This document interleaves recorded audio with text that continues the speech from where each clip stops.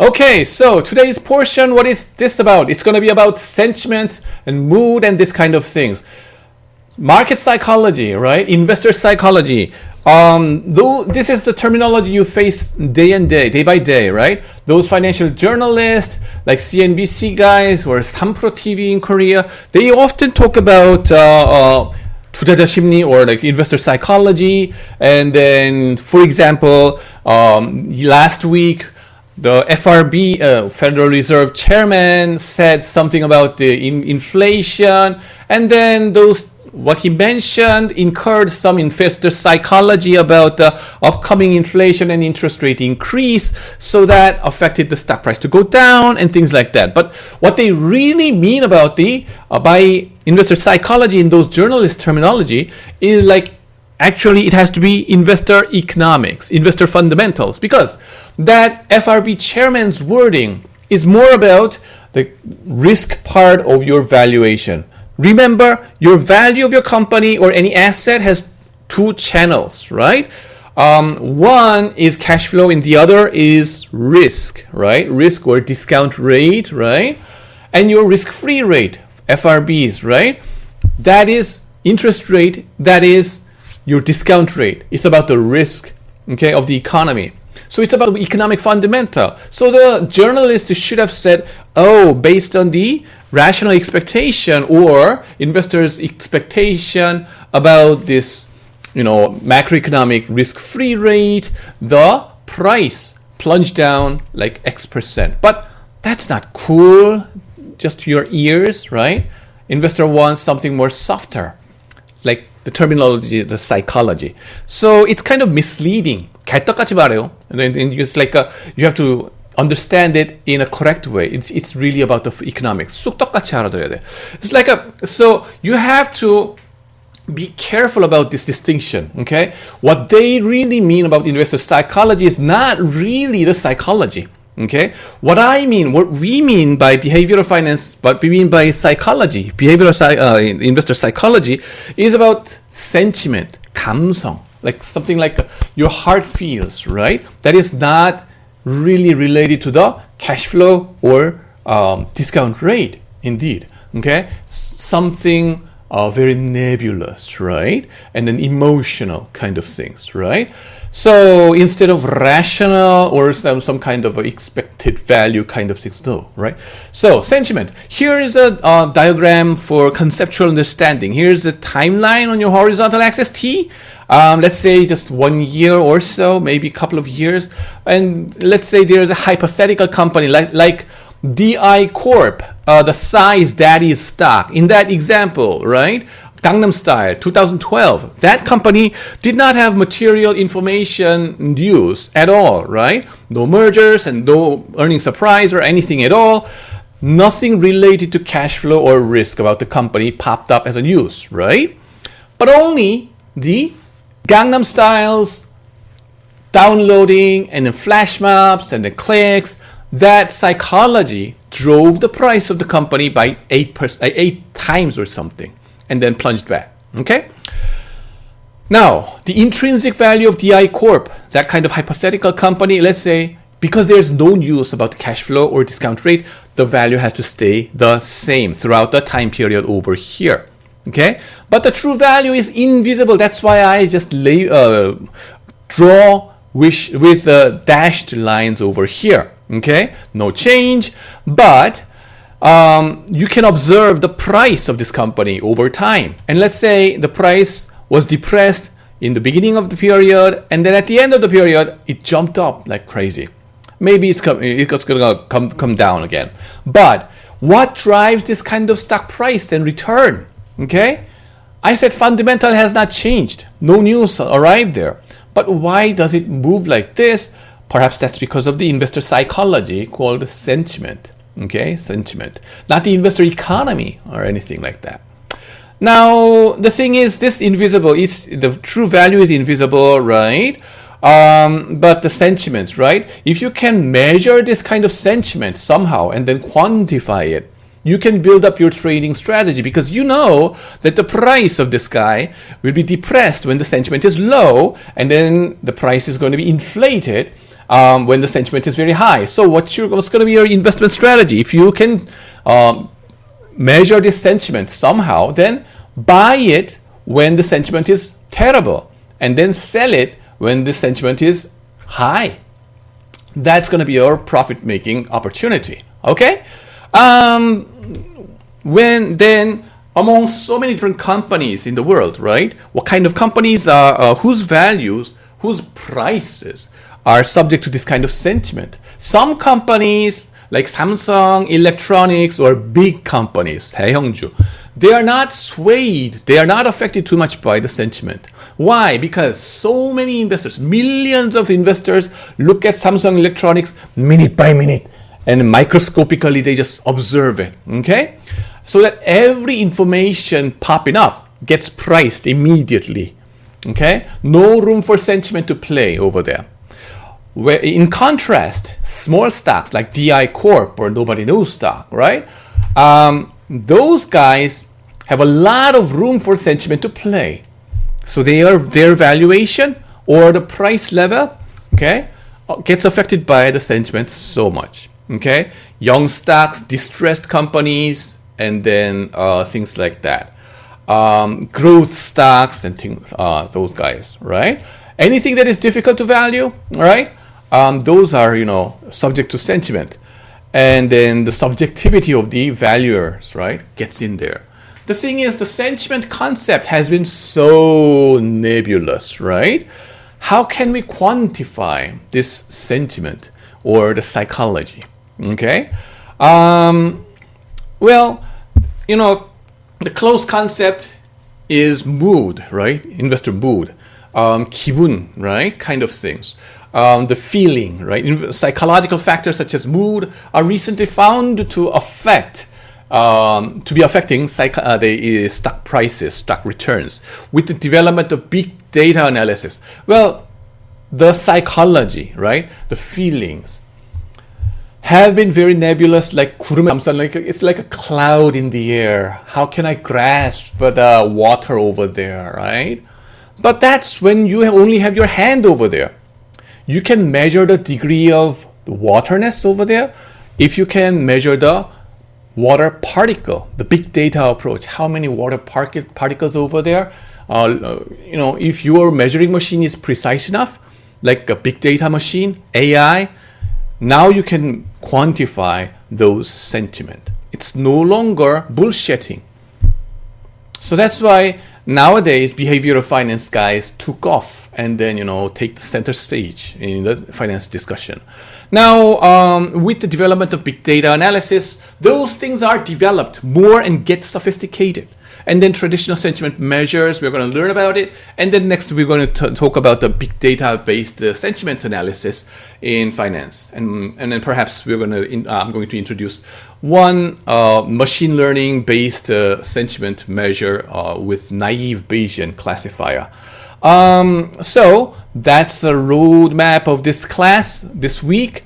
But before that, we're going to talk about the natural mood, right? Even before going into the long-run sentiment, we're going to talk about the mood, day-by-day mood, all right? Traditional measures, yes, the mood, right? Sunlight is the basic one. The Bible says in the Genesis, they say what? Let there be light among the darkness, right? On the complete chaos, God said, let there be light, which means fiat lux by Latin, right? Fiat means like pyong, like let there be pyong, light, right? So that the light was there and he felt happy. It doesn't say he felt terrible, I saw the light. Why? Why is it delightful? Delightful because light is there in the word, right? Delightful. Well, Charles Darwin's or the evolutionarily, right? Evolution theory, we can apply those things together here. The guys or the animals that preferred light had light to darkness, right? Preferred light to darkness. These guys systematically had a better chance of survival because if you happen to like the darkness better than the light, chances are you will get eaten by the predators like tigers or anything, like, right? wolves. So you have a better chance of survival on that during the daylight time. So you're destined to have the tendency to like light, things like that. The light will boost up your mood, okay, your emotion. And then if you are aware of this movie, right, 신세계, or New World, right, at certain point, this boss of this Korean mafia, right, gets killed by his subordinates after got betrayed by his competitor or something like, not internal political competitor, right, and then gets killed, right, by thrown out of the building construction site. And then before he gets killed, he says what? 죽기 딱 좋은 날씨다. Which means like it's cloudy day and it's just a optimal time to die. Well, why do I bring this? Well, there is a weather that is just good for the stock price to fall. That is the cloudy day, right? Good Day Sunshine is the title of the song Beatles sang like decades ago.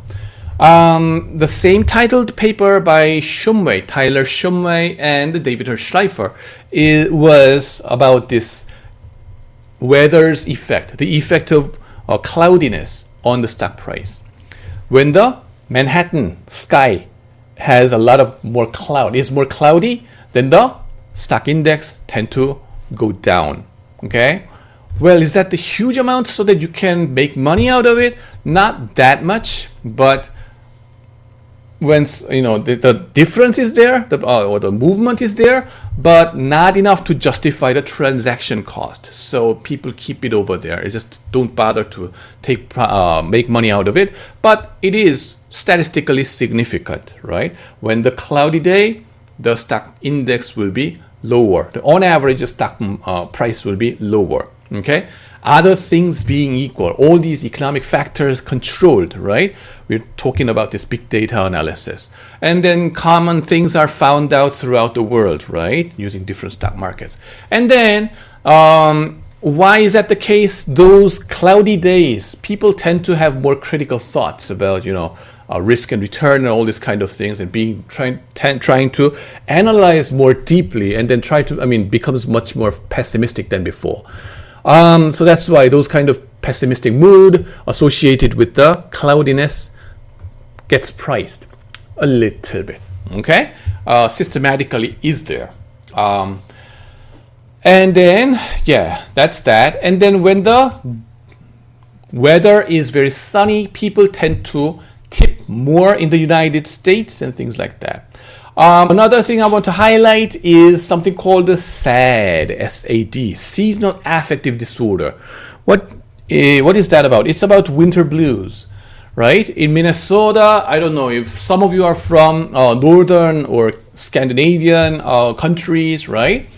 Minnesota is similar, Canada is similar, I guess. The winter days, it's so gloomy. Why? Because it's so cloudy and you don't see the sunshine.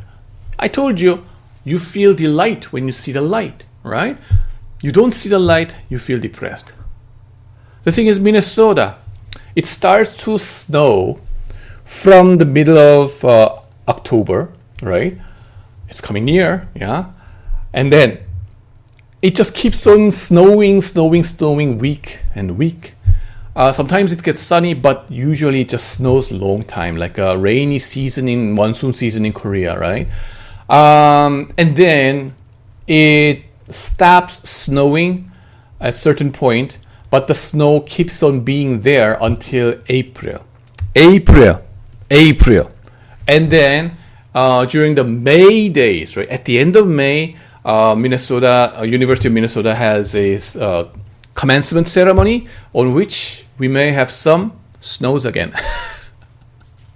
So the snow, you can see the snow from October to May time. And you can pretty much picture those cloudiness on the sky, and then those people's feeling about, I hate to go out, and then just what can I do? And that's why Minnesota guys, econ department, got so many Nobel Prizes, right? Because they had nothing else to do but just to study inside the, research room. Okay.